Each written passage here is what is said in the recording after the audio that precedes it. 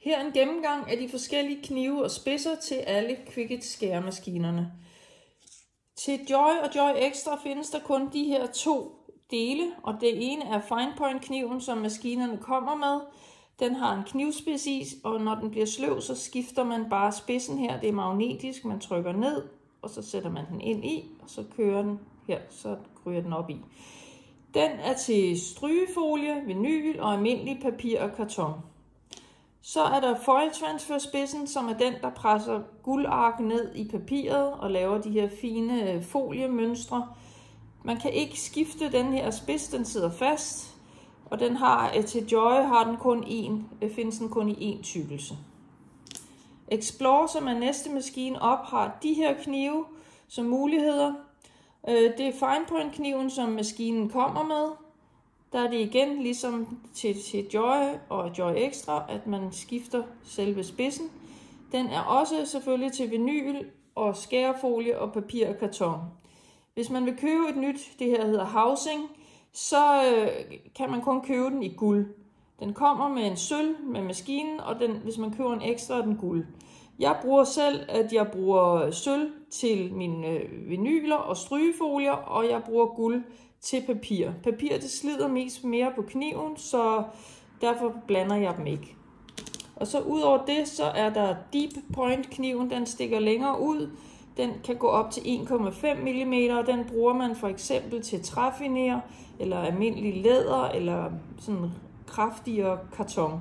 Man kan ikke bruge den her spids inde i de andre housing, så forsvinder den ind i. Man skal bruge sort housing til sort kniv.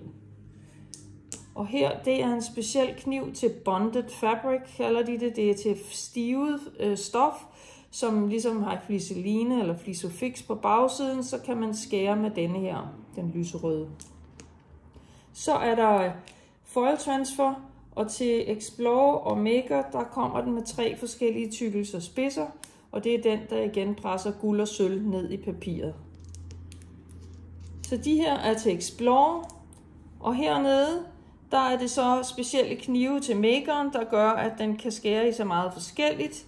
Der er knife blade, som kan skære op til 2,4 mm i træ, kraftigt karton eller kernelæder.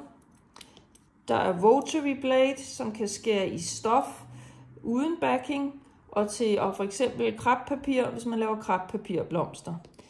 De her to, der kan man ikke skifte housing, man kan skifte spidsen, hvis den bliver sløv. Også her kan man skrue af, der kommer sæt, hvor man kan skifte knivbladet, men de kan ikke ellers dele samme housing.